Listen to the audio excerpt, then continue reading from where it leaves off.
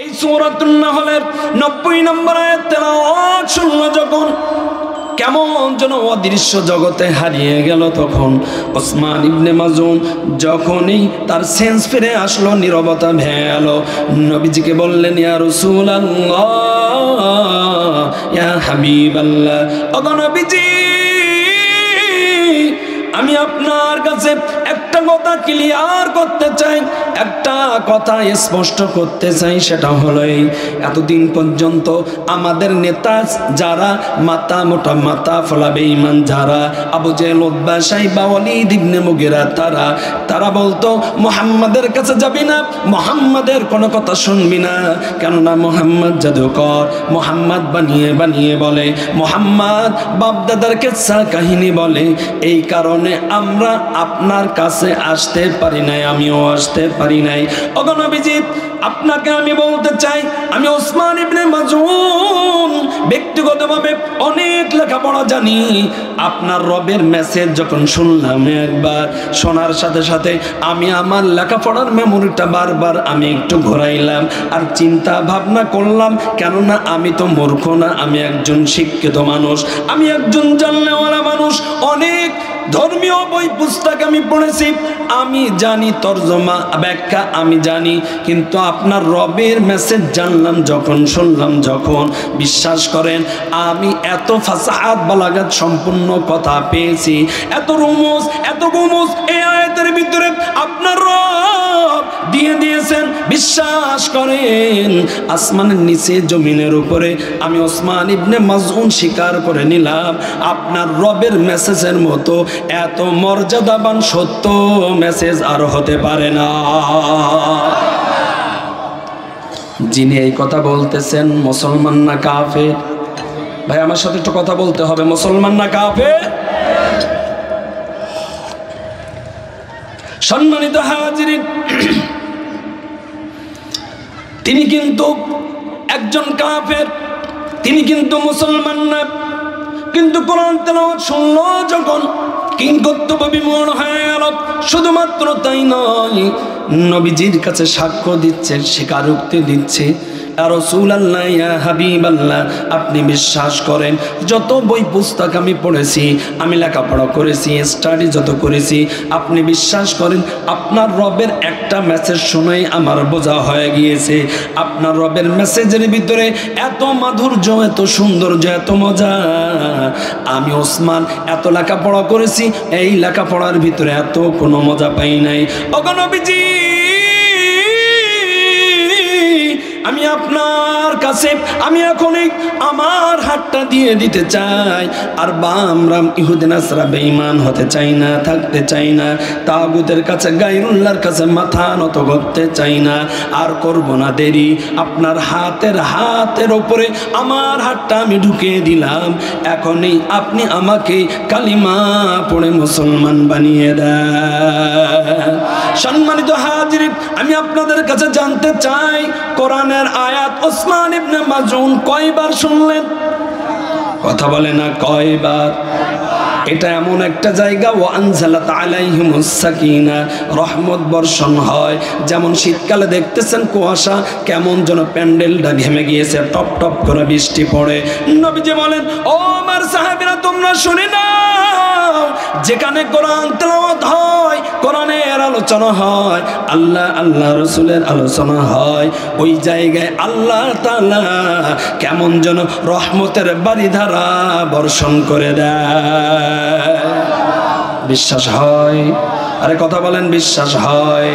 ওসমান ইবনে মাজউন একবার শুনলেন, একবার শোনার সাথে সাথে মুসলমান হয়ে গেলেন।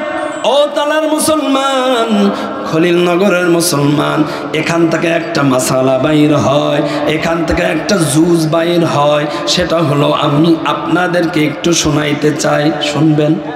আরে কথা কয় না, শুনবেন? ওই সময় একজন কাফের, রানী একজন কাফের, কেননা তার পিছনে নেতারা ছিল, ছোটখাটো কোনো নেতা নয়। আবু জেহেল, উতবা, শাইবা, ওয়ালিদ ইবনে মুগীরার মতো বড় বড় চক্রান্ত ষড়যন্ত্র মাথা মোটা মাথা ফলা বেঈমানেরা ছিল। কিন্তু ওই রানিং অবস্থায় একবার কোরআন তেলাওয়াত শোনার সাথে সাথে মুসলমান হয়ে গেল। এই আয়াত তাহলে দাম না বেদাম? এই আয়াতের দাম আছে না নাই? আমি আপনাদের কাছে জানতে চাই, শুনতে চাই, ওই সময় কাফের ছিল কিন্তু একবার শুনে মুসলমান হয়ে গেল। কিন্তু আমাদের বর্তমান সময় প্রেক্ষাপটটা কেমন ছিল? বাবা মুসলমান, দাদা মুসলমান, পরদাদা মুসলমান, তার জন্ম হয়েছে মুসলমানের ঘরে, কিন্তু একটা দল করার কারণে, অন্ধভক্ত হওয়ার কারণে, নেতাকে খুশি করার জন্য, পদ পদবি পাওয়ার জন্য, সে জানে কোরআন হাদিসে বাধা দিলে আল্লাহ আল্লাহর রসুলের কাছে আমি দুশ্মন হয়ে যাব, ইসলামের দুশ্মন হয়ে যাব, কোরআনের দুশ্মন হয়ে যাব, জনগণের কাছে, রবের কাছে, মাখলুকের কাছে আমি দুশ্মন জানা সত্ত্বেও, সত্য জানা সত্ত্বেও তারা কোরআন হাদিসে বাধা দিত।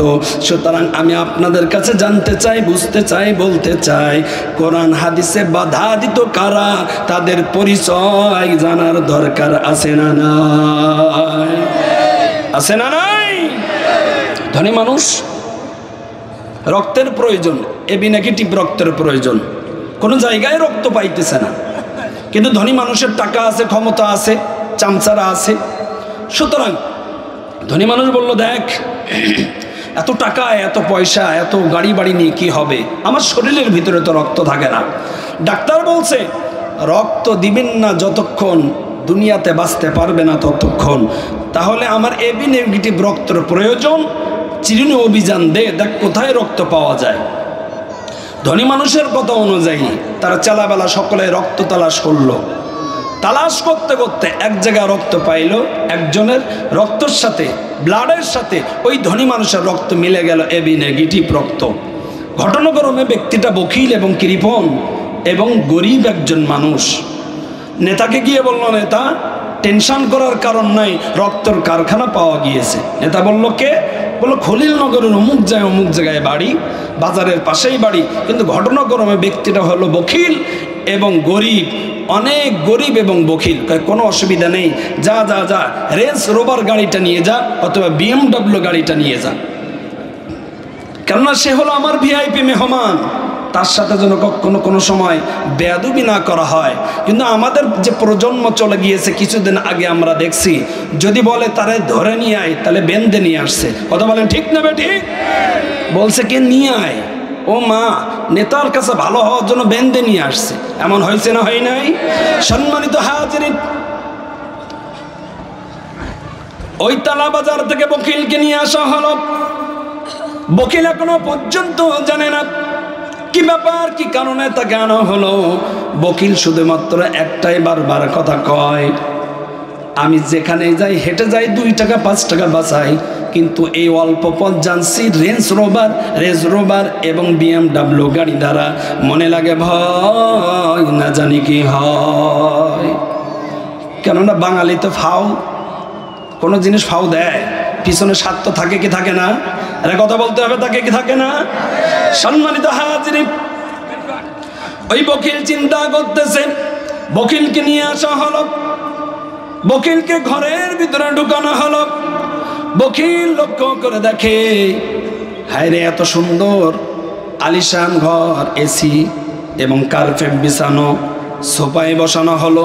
এমন সোফায় বসছে মাজা পর্যন্ত গেড়ে গিয়েছে। তারপরেও মনে মনে চিন্তা করে, মনে লাগে ভয়, না জানি কি হয়। কিছু সময় পর ওপর থেকে 2 তলা থেকে নেতা নামছে। নামার পরে সালাম মোসাফা করা শেষ এবং মোয়ানাকা করছে, কোলাকুলি করছে। কোলাকুলি করার পর তখন বলতেছে, দেখ ভাই, আমার শরীরের ভিতরে এমন একটা রোগের বাসা বাঁধছে, যে রোগের কারণে সব সময় আমার শরীর থেকে রক্ত ট্রান্সফার হয়ে যাচ্ছে, বাইর হয়ে যাচ্ছে। ডাক্তার বলছে রক্ত দেওয়া লাগবে, রক্ত যদি আমি না দিতে পারি তাহলে আমার দুনিয়ায় বেঁচে থেকে কোনো লাভ নাই, এজন্য রক্ত দিতে হবে। যখন এই কথা বলছে, বকিল সঙ্গে সঙ্গে কয়, ও নেতা, তুমি নেতা হতে পারো, তুমি ধনী হতে পারো, ক্ষমতা তোমার থাকতে পারে, কিন্তু দেখো, তুমি শুনে নাও, আমি এমন একজন কৃপণ, এমন একজন বকিল, যে চাউল যাওয়ার কথা হলে 1 মাস, আমি এমনভাবে খাই ওই চাউল যায় হলো 3 মাস। সুতরাং আমি রক্ত দেওয়া পেলে আর না। ধনী মানুষ ইশারা করলো, ইশারা করতে দেরি 5-6 জন ধরে ফেললো, চিৎ করে ফেলালো। ডাক্তারও রেডি, রক্ত নিলে 2 ব্যাগ। কয় ব্যাগ? কথা বলেন, কয় ব্যাগ? আমি উদাহরণটা দিচ্ছি যে কোরআন হাদিসে বাধা দিত কারা, পরিচয় আমি আপনাদেরকে দিচ্ছি। কারা কারা বাধা দিত তাদের পরিচয় স্পষ্ট ক্লিয়ার হবে আয়নার মতো। সুতরাং শুনতে রাজি আছি না নাই? 2 ব্যাগ রক্ত নিল। 2 ব্যাগ রক্ত নেওয়ার পর বকিলের তো মন খারাপ। ডাক্তার রক্ত নিয়ে 2 তলায় চলে গিয়েছে, নেতাও 2 তলায় একা একা বসে আছে বেচারা বকিল। মাথা নত করে আল্লাহ রব্বুল আলামিনের কাছে আদালতে বিচারে দিচ্ছে আর বলতেছে, রব আজ আমার টাকা নেই, ক্ষমতা নাই, সম্পদ নাই, যে কারণে জোর করে উমুকে আমার কাছ থেকে 2 ব্যাগ রক্ত নিয়ে নিল। রব তোমার আদালতে আমি বিচার দিয়ে দিলাম, কাল কিয়ামতের কঠিন ময়দানে যত সময় পর্যন্ত 2 ব্যাগ রক্তের হিসাব হবে না তত সময় পর্যন্ত আমি ওকে ছাড় দিব না। এইটা মনে মনে করতে চা, চোখ দিয়ে টপ টপ টপ টপ করে পানি ফেলতেছে। ধনী মানুষ ওপর থেকে নামলো, নেতা নামলো, নামার পর ওর সাথে মোসাফা করলো, মোয়ানাকা করলো, কিন্তু বেচারার মনটা বড় খারাপ। ধনী মানুষ পকেটের ভিতরে হাত দিল, হাত দেওয়ার পর 2টা বান্ডেল বাহির করলো, প্রতি বান্ডেলে 1 লাখ, তাহলে 2 বান্ডেলে কয় লাখ? কথা বলতে হবে, কয় লাখ? 2 লাখ। 2 লাখ বান্ডেল টাকা যখন তার সামনে রাখলো আর বলল, দেখ এত টাকা পয়সা, এত গাড়ি বাড়ি, এত ক্ষমতা, এত জনপ্রিয়তা যদি বেঁচে থাকি তখন নাই হবে, কিন্তু এই বেঁচে থাকার মাধ্যম তো তুই রক্ত দিয়েছিস বলেই আমি বেঁচে আছি। সুতরাং তো 2 ব্যাগ রক্তে আমি খুশি হয়ে 2 লক্ষ টাকা দিয়ে দিলাম। বকিল যখন এই 2 লক্ষ টাকা দেখলো, শরীর হয়ে গেল গরম। বকিল সঙ্গে সঙ্গে বলল, নেতা যদি আরেক ব্যাগ রক্ত নিতে চাও আমি আরেক ব্যাগ রক্ত দেওয়ার জন্য রাজি আছি। টাকার গরম আছে না নাই? আরে কথা বলেন, আছে না নাই? ধনী মানুষ বলল, না না, আমি এখন আর রক্ত লাগবে না, প্রতি মাসে আমার রক্ত লাগবে। সুতরাং সামনের মাসে তোরে ফোন করব, যখন চলে আসবে তখন ওই সময় রক্ত দিবি, কোনো অসুবিধা নাই। নাম্বার নিয়ে যাওয়া হলো, 1 মাস পূর্ণ হয়ে গেল। ধনী মানুষ দিল ফোন দিয়ে বলল, কোথায়? কয় এই তো আমি খলিলনগর বাজারে। কয় তাড়াতাড়ি চলে রক্ত দেওয়া লাগবে। বকিল চলে আসলো, আসার পরে রক্ত দিলে 1 ব্যাগ। বলেন কয় ব্যাগ? বলেন কয় ব্যাগ? 1 ব্যাগ রক্ত দিল। রক্ত নেওয়ার পর ও মনে মনে চিন্তা করতেছে, ভালো ব্যবসা শুরু করে দিয়েছি, কেননা শরীর থেকে রক্ত দিয়ে দিচ্ছি, রক্ত তো দেয় রব, আর রক্ত আমি ট্রান্সফার করতে দেরি, 1 লাখ টাকা আসতে দেরি হয় না। সুতরাং ওই সময় 2 লাখ, আজকে নিশ্চয়ই 1 লাখ। অনেক মজা, মনের ভিতরে শান্তি নিয়ে কেমন যেন পানা চাইতেছে সোফার উপরে বসে। ধনী মানুষ নামলো, নামার পর ওর সাথে আবার একটু আনন্দের মোয়ানাকা করলো, মোসাফা করলো। করার পর পকেটের ভিতরে দিল হাত দিয়ে টাকা বাহির করলো, বকিলের হাতে টাকা দিল। বকিল টাকাটা যখন দেখলো, দেখার পরে দেখে 5টি 2 টাকার নোট, তার ভিতরে 3টে ছেঁড়া আর 2টা ভালো। আমি আপনাদের কাছে জানতে চাই, বকিলের মনটা এখন ভালো না খারাপ? কথা বলেন, ভালো না খারাপ? বকিল দেখার সাথে সাথে বলল, কি ব্যাপার, আপনি আমার 10টা টাকা দিয়েছেন, তারপরেও 3টা 6 টাকা অচল, 4 টাকা সচল। মিয়া আপনি কি আমার সাথে মজা করেন? এখান থেকে 1 মাস পূর্বে 2 ব্যাগ রক্ত দিলাম, 2 ব্যাগ রক্তের বিনিময়ে আপনি টাকা দিলেন 2 ব্যাগ, 2 লক্ষ টাকা। আর 1 মাস পরে আমি টাকা দিলাম 1 ব্যাগ, তাহলে হিসাবে 1 লক্ষ টাকা। দরকার না 1 লক্ষ টাকা, এটা কম হলেও তো 50,000 টাকা হবে। কিন্তু আপনি 50,000 টাকা না দিয়ে আপনি আমার টাকা দিলেন 10 টাকা, তার ভিতরে 6 টাকা অচল আর 4 টাকা সচল। মিয়া আমার সাথে কি মজা করেন? যখন এই কথা বকিল বলল, ধনী মানুষ সঙ্গে সঙ্গে বলল, দেখ তোর সাথে কেন মজা করব, তোর কারণেই তো আমি বেঁচে আছি, রব আমাকে বাঁচিয়ে রাখছেন। কিন্তু এটা সত্য কথা হলো এই, দেখ এখান থেকে 1 মাস পূর্বে আমি ছিলাম ধনী, আমার মনটা ছিল ধনী, এই কারণে তোর 2 ব্যাগ রক্তে আমি 2 লক্ষ টাকা দিয়েছি। 1 মাস পার হয়ে গিয়েছে, দেখ তুই বকিল, তোর এই বকিলতার কারণে তোর রক্তের ভিতরে অ্যাকশন আছে। ওই রক্ত যখন, তুই তো বকিল, তোর রক্ত আমার ভিতরে আসার কারণে এই 1 মাসের ভিতরে আমি ধনী হতে পারি, কিন্তু আমার মুভমেন্ট সব চেঞ্জ হয়ে গিয়েছে। বিশ্বাস কর বছর এই 1 মাসের ভিতরে এমন আমার শরীরের ভিতরে কাজ করতেছে, আমি তোকে টাকা দিতে চাই কিন্তু আমার মন বলে টাকা দিয়েন না, এই জন্য টাকা দিলাম তো দিলাম 10 টাকা, তার ভিতরে 6 টাকা দিলাম অচল, 4 টাকা দিলাম সচল। এটা আমার দোষ না, এটা হলো তোর রক্তের দোষ। আরে কথা বলতে হবে, এটা কার দোষ? রক্তের দোষ। এই জন্য বর্তমান সময় সম্মানিত হাজরিন, কোরআন হাদিসে বাধা দিত কারা? এখান থেকে 1400-1500 বছর আবু জেহেল, উতবা, শাইবা, ওয়ালিদ ইবনে মুগিরা তারা এসে কোরআন হাদিসে বাধা দিবে না। বাধা দেয় কারা? তাদের রক্তের ওই যে অ্যাকশন রিয়াকশন, ওই প্রজন্ম আছে যারা এই বর্তমান সময়েও বাবা মুসলমান হতে পারে, দাদা মুসলমান হতে পারে, পদ্দাদা মুসলমান হতে পারে, সেও মুসলমান হতে পারে, কিন্তু মুসলমান হলেও কি হবে? রক্ত ধারাবাহিকতা থাকার কারণে, আসার কারণে তারাই বর্তমান সময় কোরআন হাদিসে বাধা দেয়। সুতরাং রক্তের অ্যাকশন আছে না নাই? সুতরাং আবু জেহেলও বাধা দিতে আসবে না, উতবা, শাইবা, ওয়ালিদ ইবনে মুগিরা তারাও বাধা দিতে আসবে না। কিন্তু বাধা দেয় কারা? ওই রক্তের অনুসারী। আরে কথা বলতে হবে, ওই রক্তের অনুসারী যারা।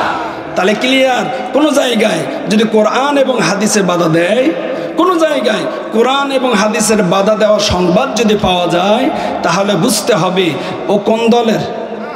আরে কথা বলে না, কোন দলের? আবু জেহেল, উতবা, শাইবা, ওয়ালিদ ইবনে মুগিরার ওই উত্তরসূরি এবং ওই রক্তের অ্যাকশন তাদের ভিতরে আছে না নাই? কথা বলেন, আছে না নাই? শুরু করুন পানি দেন। সম্মানিত হাজিরিন,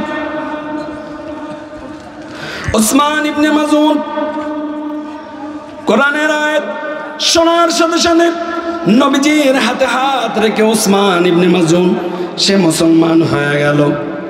তাহলে আমি আপনাদের কাছে জানতে চাই, আপনাদের কাছে আমি জিজ্ঞাসা করতে চাই, এই সূরাতুন নাহলের 90 নম্বর আয়াতের ভিতরে অ্যাকশন আছে না নাই? শুধুমাত্র তাই নয়, ওই সময় মক্কার ভিতরে একজন নেতা ছিল, নাম তার আকসাম সাইবি। এই আকসাম সাইবি তার হাজার হাজার অনুসারীদেরকে ডাক দিয়ে বলে, ও আমার অনুসারীরা, তোমরা শুনে নাও, তোমাদের সাথে আমার একটা মাশওয়ারা আছে, মিটিং আছে। অনুসারীরা বলল, নেতা কোন বিষয়?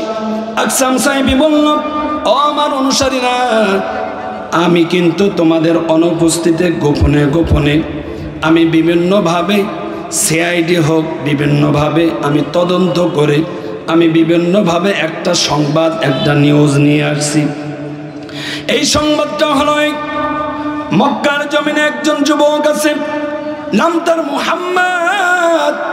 এই মুহাম্মদ এমন বংশে জন্মগ্রহণ করেছে, এমন ঘরে জন্মগ্রহণ করেছে যে মুহাম্মদ সম্পর্কে আমি পুরো বায়োডাটা নিয়ে দেখলাম, আসমানের নিচে জমিনের উপরে তার মতো ভালো মানুষ আমি আর একজনও দেখি নাই, তার মতো ভালো নেতা আর একজনও দেখি নাই, তার মতো সৎ চরিত্রবান মানুষ আমি আকসাম সাইফি আর কোনো জায়গায় দেখি নাই।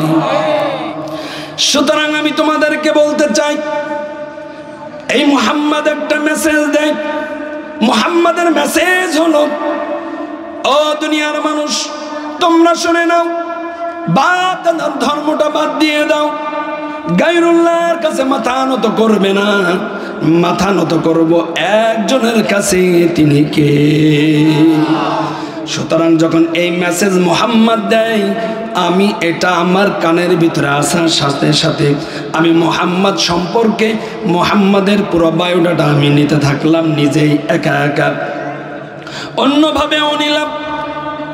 কিন্তু এই মেসেজ নেওয়ার পর আমার কাছে ফলাফল আসলো এইটা, সেটা হলো এই, সে হলো মুহাম্মদ মুসলমানের নবী এবং নবী দাবি করে।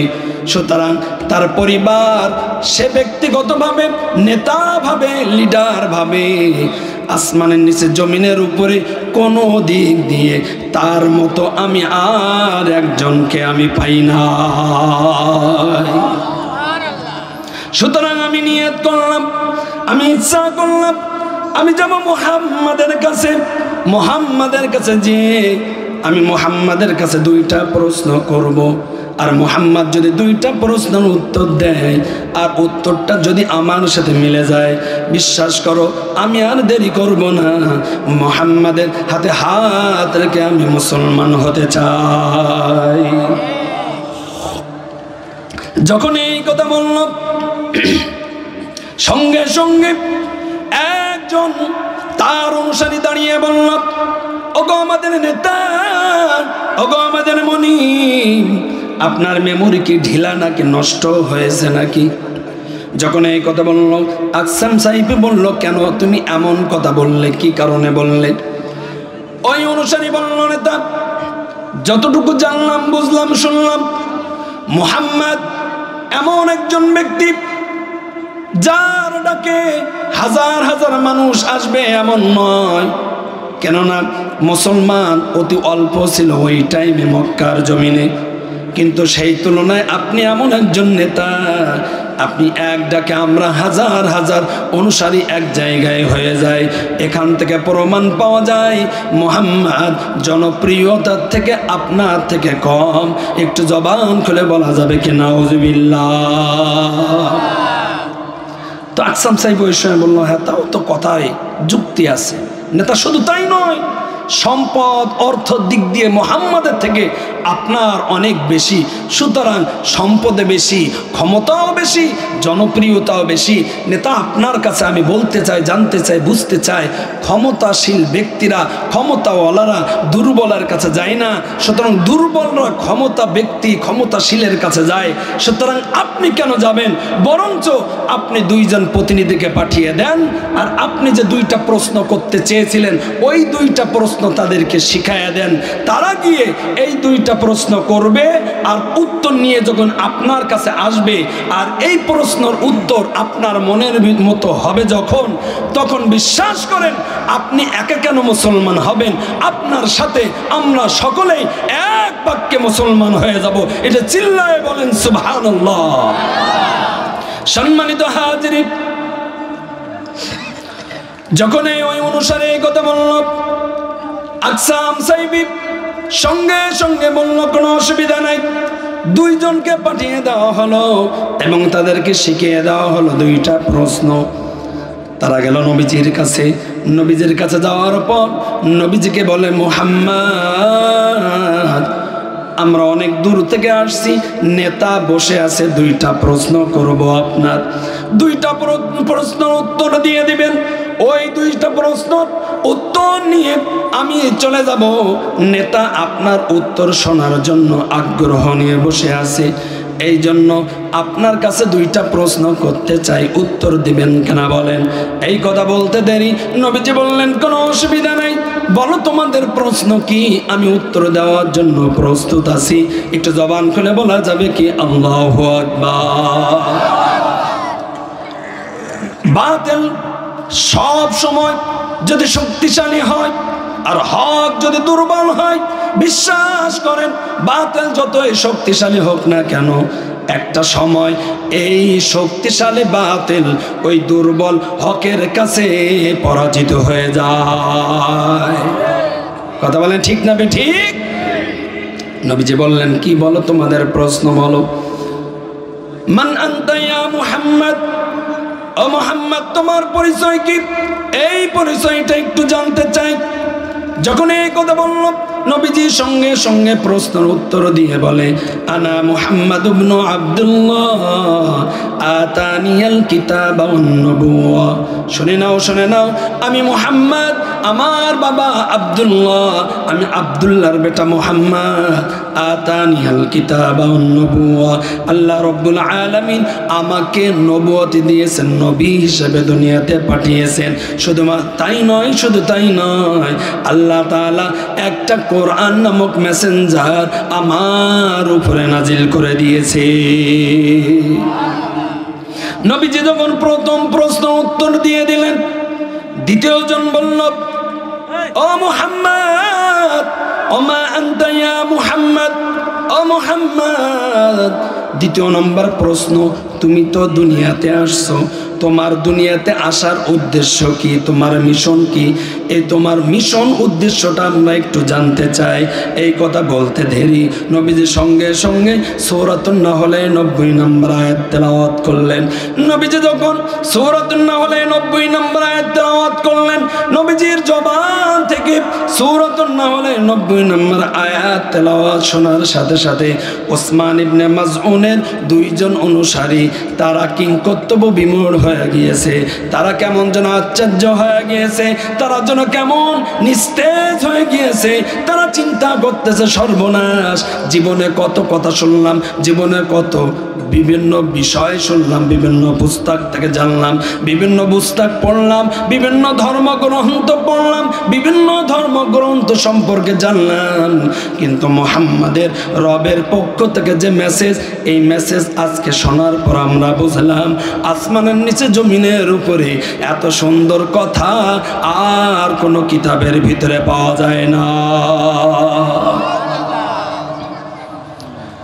তারা কেমন যেন আশ্চর্যান্বিত হয়ে গেল। কিছু সময় পর নীরবতা যখনই ভাঙলো, একজন আরেকজনকে বলে, এই ভালো লাগছে? আবার জিগায়, বলেন না আল্লাহু আকবার। মুমিন মুত্তাকিন বান্দা বান্দি যারা হবে, কোরআন তেলাওয়াত যেখানেই হবে তাদের ঈমান বৃদ্ধি পাইবে এবং মজা লাগবে। কিন্তু আবু জেহেল, উতবা, শাইবা, ওয়ালিদ ইবনে মুগিরার উত্তরসূরি যারা হবে, কোরআন তেলাওয়াত হইলেই তাদের শরীরের ভিতরে আগুন জ্বলবে। কথা বলেন ঠিক না বেঠিক? সম্মানিত হাজিরিন, একজন আরেকজনকে বলে, কি মজা লাগছে নাকি? কয় আবার জিগায়, মজা লাগি নাই মানে? আমার কাছে মনে হলো আমি জীবনে এমন সুন্দর কথা, ফাসাহাত, বালাগাত, এত সুন্দর অর্থ তর্জমা আমি কোনো জায়গায় শুনি নাই। আমার এত ভালো লাগছে, আমার মনের কথাটাকে তুই শুনবি? কয় কি? আমি তো মুহাম্মদকে, আমি তো মুসলমানের নবীকে, আমি নবীকে এখনই বলবো, ওগো নবীজি, আরেকবার আপনার রবের মেসেজটা তেলাওয়াত করবেন কিনা? একটু জবান খুলে বলেন না আল্লাহু আকবার। ও বলল, হ্যাঁ, আমার মনের কথাই তো বলছে, আমি তো নবীজিকে এখনই বলবো আরেকবার এই তার রবের মেসেজটা যেন তেলাওয়াত করে। দেখেন কাফেরদের চিন্তা ভাবনাটা কেমন। কোরআন তেলাওয়াত শুনে তাদের চিন্তা চেঞ্জ হয়ে গিয়েছে, ধারণাও পাল্টে গিয়েছে। কোরআন তেলাওয়াত শোনার আগে নবীজির নাম ধরে ডাকে, বলে মুহাম্মদ। দুইটা প্রশ্ন করব, আর এইদিকে নবীজির কণ্ঠ থেকে কোরআন তেলাওয়াত শুনলো যখন, সঙ্গে সঙ্গে ধরন চেঞ্জ হয়ে গিয়ে মুহাম্মদ বলে আর ডাকে না, সঙ্গে সঙ্গে বলে, ওগো নবীজি, ইয়া রাসূলুল্লাহ। চেঞ্জ হয়েছে না হয় নাই? আরে কথা বলেন, হয়েছে কি হয় নাই? কিন্তু আমাদের ভিতরে কিছু কুলাঙ্গার আছে, লাহুম কুলুবুল্লাহ ইয়াফকাহুনা বিহা ওয়া লাহুম আ'য়ুনুল্লাহ ওয়ালাহুম আ'য়ুনুল্লাহ ইউবসিরুনা বিহা ওয়া লাহুম আযানুল্লাহ ইয়াসমাউনা বিহা। কান আছে, তারা শুনবে না, অন্তর আছে, চিন্তা ভাবনা করবে না, চোখ আছে, তারা সত্যটা জেনেও দেখবে না। এমন কুলাঙ্গার বাংলার জমিনে আছে না নাই? সুতরাং ওই সময় কাফের থেকে, ওই সময়ের কাফের থেকে এই বর্তমান সময় মুসলমান মুনাফিক সব থেকে বাংলার জমিনে নিকৃষ্ট। কথা বলে ঠিক না বেঠিক? সম্মানিত হাজিরিন, একজন বলল, ওগো নবীজি, আপনি আপনার রবের মেসেজ তেলাওয়াত করলেন, বিশ্বাস করেন এত মজা পেয়েছি, এত মজা পেয়েছি, এত আনন্দ পেয়েছি, আমি আপনাকে আমি বুঝাইতে পারবো না, এত মজা পেয়েছি আমরা। ওগো নবীজি, আপনার রবের মেসেজটি আরেকবার আপনি তেলাওয়াত করেন। তাফসীর ইবনে কাসিরের ভিতরে পাওয়া যায়, নবীজি আবার তেলাওয়াত করলেন। আবার তারা বলল, ওগো নবীজি, আরেকবার তেলাওয়াত করেন। নবীজি এত পরিমাণ তেলাওয়াত করলেন, আর তারা শুনলেন। তেলাওয়াত করা আর শোনার ভিতরে এমন একটা সম্পর্ক তৈরি হয়ে গিয়েছে কোরআনের সাথে। যদিও তারা কাফের, কিন্তু নবীজির জবান থেকে শোনার কারণে ওই জায়গায় বসে সূরাতুন নাহলের 90 নম্বর আয়াত তাদের মুখস্থ হয়ে গিয়েছে। আমাদের ভিতরে অনেকে যদি ইন্টারভিউ না হয়, চাচা আলিফ বা তা সা পারেন? না, পারি না, ছোটবেলায় পড়তে পারি নাই, কেননা গরিব মানুষ ছিলাম। খেতে মজুরি দেওয়া লাগতো, দিন মজুরি দেওয়া লাগতো, সকাল হলেই দৌড়ে যাওয়া লাগতো, মক্তবে যাওয়ার টাইম পাই নাই, বাবা মাও আগ্রহ দেখায় নাই, অভাবের সংসার, পড়তে পারি নাই। চাচা সূরা ফাতিহা কি মুখস্থ আছে? হ বাবা মুখস্থ আছে। সূরা কাউসার? হ মুখস্থ আছে। সূরা ইখলাস? হ্যাঁ মুখস্থ আছে। তাহলে মুখস্থ করলেন কেমনে? হ্যাঁ রে ওই তো ওই পাড়ার মসজিদে নামাজ পড়তে যায়, বা আমাকে মসজিদে নামাজ পড়তে যায়, ইমাম সাহেব মাগরিবের নামাজ পড়ে, এশার নামাজ পড়ে, এই সূরাগুলো তেলাওয়াত করে। এই সূরাগুলো পড়ার কারণে আমার কুলিস সূরাও মুখস্থ, আমার কাউ ইন্না আতাইনা সূরাও মুখস্থ। এটা জবান খুলে বলেন না আল্লাহু আকবার। সুতরাং কোরআন তেলাওয়াত শুনলে সে পড়তে পারুক আর না পড়ুক, হরফ চিনুক বা না জানুক, আমাদের ভিতরে ছোট্ট ছোট্ট সূরার আয়াত, এই সমস্ত আয়াত মুখস্থ আছে না নাই? সম্মানিত হাজিরিন, তাদের এই সূরাতুন নাহলের 90 নম্বর আয়াত মুখস্থ হয়ে গেল। ওই দুইজন অনুসারী নবীজির কাছ থেকে ফিরে এল। আর যাওয়ার ভিতরে তারা দুইজনের আপসের ভিতরে বলা বলি করে দেয়, আজকে যে নবীজির কাছ থেকে তার রবের মেসেজটা শুনলাম মাত্র একটা আয়াত, আর এই একটা আয়াতের ভিতরে আমরা কেমন যেন অদৃশ্য জগতে আমরা হারিয়ে গিয়েছিলাম।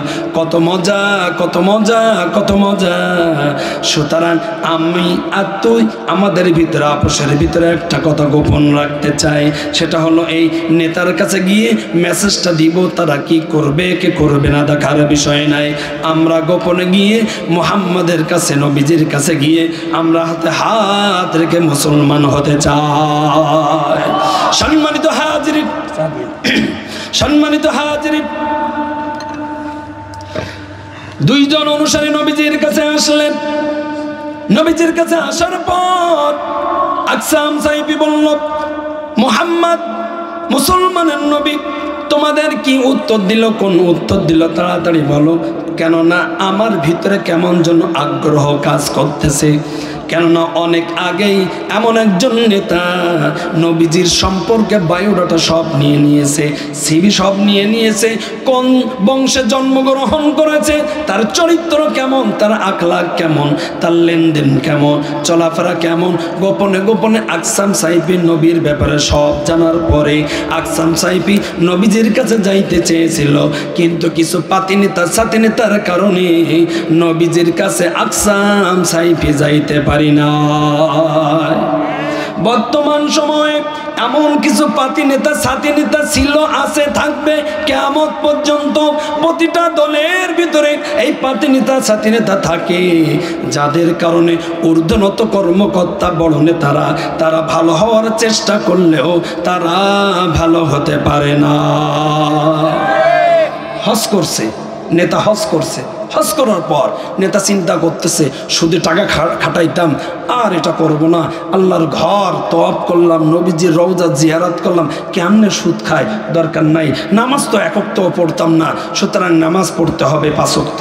এই চিন্তা ভাবনা করে কোনো কর্মীকে তো কষ্ট দিতে দিতে দিতে দিতে পাহাড় সমান মানে কষ্ট হয়ে গিয়েছে, সুতরাং আমি আর কোনো কর্মীদের কষ্ট দিব না। এই সমস্ত তওবা তিল্লা করে নেতা বাংলাদেশে যখন আসলো, আসার পর যখনই আজান হয় নেতা যায় মসজিদে। যখনই আজান দেয় নেতা যায় কোথায়? আরে কথা কয় না, নেতা যায় কোথায়? এবার নেতা যখন মসজিদে যায়, টাকনুর উপরে কাপড় পরে, দাড়ি রাখা রাখা ভাব, মাথায় যখন টুপি পরে, কিছু পাইছো নেতা? পাইছো নেতা? আসার পরে বলতেছে, নেতা কি ব্যাপার, হজ করার পরে কি মৌলবাদী হয়ে গেলেন নাকি? জঙ্গির খাতায় কি নাম লিখলেন নাকি? বলতে কেন? আপনি যদি 5 ওয়াক্ত নামাজ পড়েন, টাকনুর উপরে যদি কাপড় পরেন, দাড়ি যদি রাখেন, মাথায় যদি টুপি রাখেন, কেউ আর আপনার নেতা বলবে না, প্রত্যেকে আপনার বলবে মৌলবাদের অনুসারী। নেতা পজিশন যদি ধরে রাখতে চান তাহলে এইগুলো বাদ দেন, বছরে একবার নামাজ পড়বেন। সেটা কোন সময়? যখন ভোটের সময় আছে তখন এক নামাজ 4 মসজিদে গিয়ে পড়বেন। এখন আপনি আর মসজিদে যেতে পারবেন না। আছে না নাই? আরে কথা বলতে হবে, আছে না নাই? সুতরাং এই সুন্নাত শুধু এই সময় না, 1400-1500 বছর আগেরও এমন সুন্নাত ছিল কি ছিল না? সম্মানিত হাজিরিন, আকসাম সাহেবের কাছে ওই দুইজন অনুসারী আসলো। আসার পরে বলল, ওখানে তা মুহাম্মাদের কাছে গিয়েছিলাম, মুসলমানের নবীর কাছে গিয়েছিলাম, দুইটা প্রশ্ন করেছিলাম, আর এই দুইটা প্রশ্নের উত্তর দিয়েছে। যখন এই প্রশ্নের উত্তর আকসাম সাহেব শুনল, আকসাম সাহেব শোনার সাথে সাথে তার হাজার হাজার অনুসারীদেরকে বলে, কোন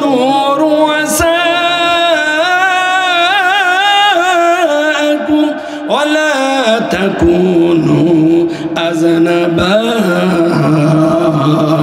আকসাম সাহেব সঙ্গে সঙ্গে বলল, ও আমার অনুসারীরা, তোমরা শুনে নাও, আমি তোমাদের কাছে এই মেসেজটা দিতে চাই, কোন রুয়াসাকুম, তোমরা প্রত্যেকেই মাথা হয়ে যাও, ওয়ালা তাকুনু আযনাবা, খবরদার খবরদার কেউ তোমরা লেজ হবে না। আমি তালাবাসীর কাছে জানতে চাই, খলিল নগরবাসীর কাছে জানতে চাই, আপনাদের এলাকায় গরু আছে না নাই? আছে। কয় পা? চিন্তা করতেছে, কিরে হুজুর আবার পা জিজ্ঞাসা করতেছে, তাহলে কি পা কি আবার বাড়লো নাকি স্বাধীন হওয়ার পরে? কয় পা? আরে কত কয় না, কয় পা? আকসাম সাহেব কেন মাথা হতে বললেন? আমি আপনাদের কাছে জানতে চাই, আপনাদের এলাকার যে গরু গোয়ালের ভিতরে যায়, তার ঘরের ভিতরে যায়, আগে কি লেজ যায় না মাথা যায়? কি যায়? মাথা যায়। আকসাম সাহেবী বলল, আমার অনুসারীরা তোমরা শুনে নাও, আমি তো আগেই মুহাম্মাদের বায়োডাটা সব নিয়েছিলাম, সিবি নিয়েছিলাম, আমার মনের ভিতরে টান চলে আসছিল, কিন্তু আমি ধর্মীয় বই পুস্তক পড়ার পরে বুঝলাম, জানলাম, শুনলাম আখেরে জামানার নবী হবে যিনি, এই দুইটা প্রশ্নের উত্তর দিতে পারবেন তিনি। এই কারণে এই দুইটা প্রশ্ন আমি গিয়ে মুহাম্মদকে করতে চেয়েছিলাম, কিন্তু তোমরা যাইতে দেও নাই। সুতরাং নেতা হয়ে কর্মীদেরও প্রয়োজন আছে, কর্মীরও দরকার আছে। এই জন্য তোমাদের সাপোর্ট নেওয়ার জন্য, তোমাদেরকে সন্তুষ্ট রাখার জন্য আমি যাই নাই, দুইজনকে পাঠিয়ে দিয়েছিলাম। বিশ্বাস করো, বিশ্বাস করো, আখিরি জামানার নবী এসে গিয়েছেন, উনিই হলো আখিরি জামানার নবী। এর ভিতরে কোনো ভেজাল নাই, এর ভিতরে কোনো সন্দেহ নাই। তোমরা যদি যাও, যাবে যাবে, কিন্তু তোমরা শুনে নাও, আমি এখন এই মুহাম্মাদের কাছে যাব, মুহাম্মাদের কাছে গিয়ে নবীর কাছে যাব, নবীর কাছে গিয়ে আমি আমার হাতটা নবীর হাতে দিব, আর নবীর হাতে দিয়ে বলবো, আর বামরাম ইহুদি নাসরা বেঈমান গায়রুল্লাহর কাছে মাথা নত করতে চাই না, বাপদাদার ধর্মকে ডিলিট করতে চাই। এখনই আপনি আপনার জবান থেকে আপনার হাতের ভিতরে আমার হাতটা রেখে এখনই মুসলমান বানিয়ে দেন। আকসাম সাহেব যখন এই কথা বলল, হাজার হাজার অনুসারীরা বলল, ওগো আমাদের নেতা, আগে আপনাকে বলেছি, কেন আপনি একা একা মুসলমান হবেন? আপনার অনুসারী তো আমরাই, সুতরাং আপনি কেন একা যাবেন? আপনার সাথেও আমরা যাব, একসাথে নবীর হাতে হাত রেখে আমরা মুসলমান হতে চাই। তাহলে আমি আপনাদের কাছে জানতে চাই, পিছনে আবার একটু যাইতে চাই। ওসমান ইবনে মাজউন তিনি কিন্তু মুসলমান ছিল না, কোরআনের আয়াত শুনলো কয়বার?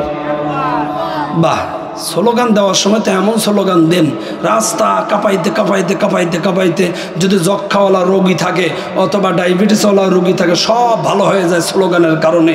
এমন স্লোগান দেন, অমুক নেতার চরিত্র ফুলের মতো পবিত্র, নামাজ পড়ে না একক, তো এই স্লোগান দিতে দিতে চান। আমি আপনাদের কাছে জানতে চাই, শুনতে চাই, বুঝতে চাই, এই স্লোগান দিলে কি সব হয়? আরে কথা কেন সব হয়? একটা টোস্ট, একটা পাতার বিড়ি অথবা ব্যঞ্জন অথবা 6 ইঞ্চি খাওয়ার জন্য এই স্লোগানটা দেন, বিশ্বাস করেন ওখানে গিয়ে কোনো সব নেই, গুনাহ ছাড়া। কিন্তু এটা এমন একটা জায়গায়, এখানে যা বলবেন সব একজন দেবেন, তিনি কে? জোরে বলেন না, তিনি কে? তাহলে ওসমান ইবনে মাজউন ওই দিনে কোরআন তেলাওয়াত শুনলো কয়বার? আরো জোরে কয়বার? ওসমান ইবনে মাজউন সূরাতুন নাহলে 90 নম্বর আয়াত একবার শুনে মুসলমান হয়ে গেল। আকসাম সাহেবের অনুসারীরা মজা লাগার কারণে বারবার শুনতে শুনতে মুখস্থ হয়ে গেল।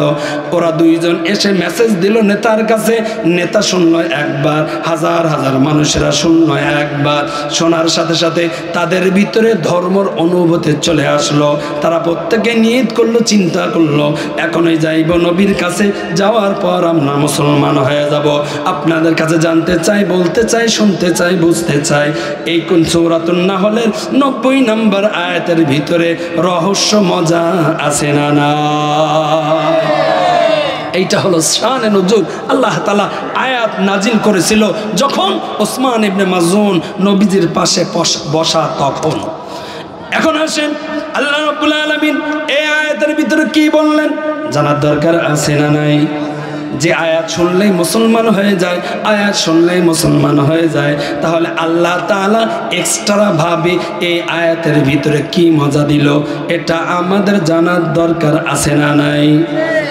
আজকে কিন্তু আবার 16ই ডিসেম্বর বিজয় দিবস, জানেন তো আপনারা? আরে কথা কয় না জানেন? আরে কথা কয় না জানেন? কিন্তু আগে তো জয় বাংলা, বাংলার জয়, এত পরিমাণ বাজত, বিশ্বাস করেন কোন দল কেন দল বা একত্র আমার ওটা বিষয় না, এত বাজানো বাজত। কখন নামাজ, কখন ঘুমালো, কখন কি এটা দেখার টাইম নাই। বাজতে বাজতে বাজতে বাজতে মানুষ কিন্তু পাগল পারা হয়ে গিয়েছে। ওই সময় আর শব্দ দূষণ হয় না। শব্দ দূষণ হয় কখন? মাহফিলে মাইক বাজে যখন। শব্দ দূষণ হয় কখন? আজান দেয় যখন।